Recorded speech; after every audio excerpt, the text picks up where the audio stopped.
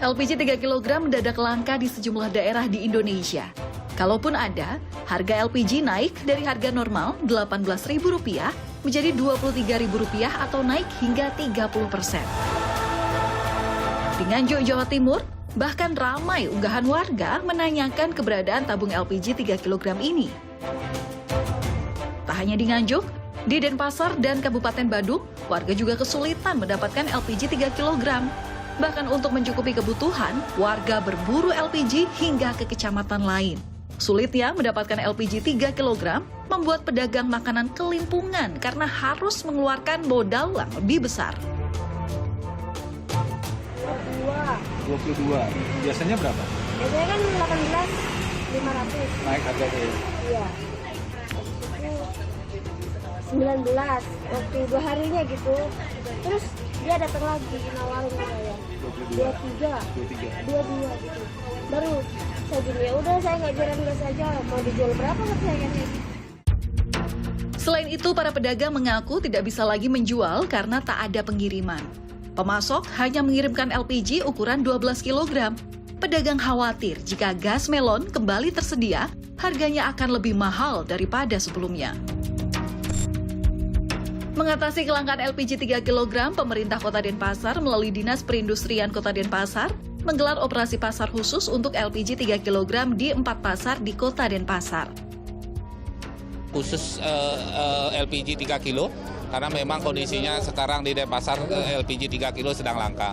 Kita melaksanakan operasi pasar di 4 titik di 4 kecamatan. Kemudian Pertamina sudah berkomitmen, Pak Kepala Sales Manager Pertamina Bali sudah berkomitmen kalaupun nanti pasokan hari ini kurang di titik-titik ini akan disuplai lagi.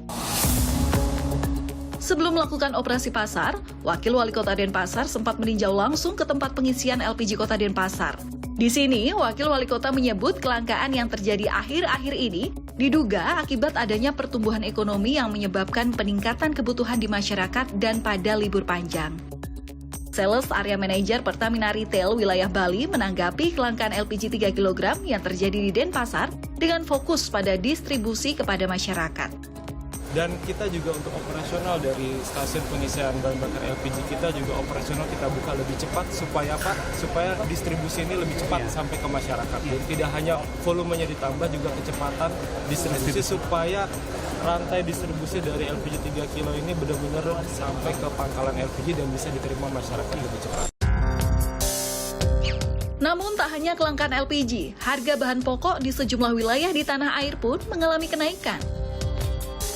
Di Medan, sudah sepekan berlalu, harga bahan pokok terus mengalami kenaikan. Di antaranya, harga tomat serta bawang merah dan bawang putih. Harga bawang merah dan bawang putih di pasar tradisional Petisah Medan per kilogramnya mencapai Rp40.000. Padahal sebelumnya, harga dua komoditas ini hanya dibanderol dengan Rp32.000 per kilogram. Bawang merah Pak naik, bawang putih juga naik. Seperti tomat lah juga naik. Dari biasanya berapa, Pak? Tomat biasanya dari 8.000 udah jadi 10.000. Kalau bawang merah pada mirip Pak, bawang merah dari 32 sekarang sudah 40. Bawang putih juga sama 40 Pak. Di Malang, Jawa Timur, harga sejumlah kebutuhan pokok di pasar tradisional Oro-Orodowo ikut melonjak. Di antaranya adalah ayam potong yang kini dijual Rp40.000 per kilogram.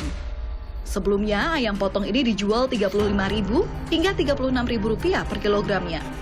Pedagang menyebut, melonjaknya harga ayam potong ini membuat penjualan menurun. Karena tak hanya ayam, harga telur ayam pun juga ikut tinggi. Harga telur ayam naik Rp1.000 menjadi Rp31.000 per kilogram. Penjual pun terpaksa mengurangi stok karena konsumen mengurangi jumlah pembelian. Menanggapi kenaikan harga bahan pokok, pengamat ekonomi dari Indef, Tauhid Ahmad, mengingatkan pemerintah agar mewaspadai ancaman inflasi khususnya soal harga telur ayam. Ia menyarankan agar operasi pasar segera dilakukan untuk menekan harga. Operasi pasar dengan memotong rantai distribusi akan lebih realistis dibandingkan harus relaksasi impor atau subsidi jagung di kalangan peternak. Menurut saya ya tadi dari perusahaan-perusahaan besar yang berkontribusi ikut membantu untuk operasi pasar ya. Memang harus ada kekuatan.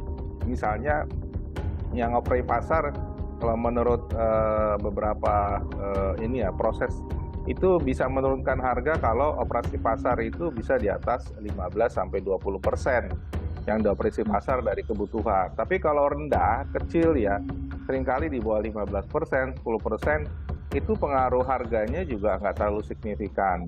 Padahal telur ini kan penyumbang inflasi sekarang cukup tinggi. Sementara itu, sepekan terakhir, Menteri Perdagangan Zulkifli Hasan melakukan sidak harga pangan, di antaranya di Palangkaraya dan Kota Semarang. Di pasar tradisional Karangayu, Kota Semarang, Zulkifli mendapati harga telur ayam dan daging ayam masih cukup tinggi. Harga telur Rp31.000 per kilogram, sementara daging ayam dijual Rp38.000 per kilogramnya. Meski dinilai masih tinggi, harga ayam sudah mengalami penurunan dari yang sebelumnya ada di angka Rp40.000 per kilogram. Cuma yang naik satu ayam, ya.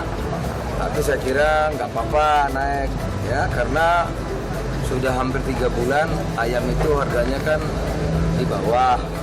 Peternak ayam berbulan-bulan rugi karena harga patokan ayam 36. Selama ini dijual 32 di pasar. Sekarang memang agak mahal, 40, 9, 47 ya.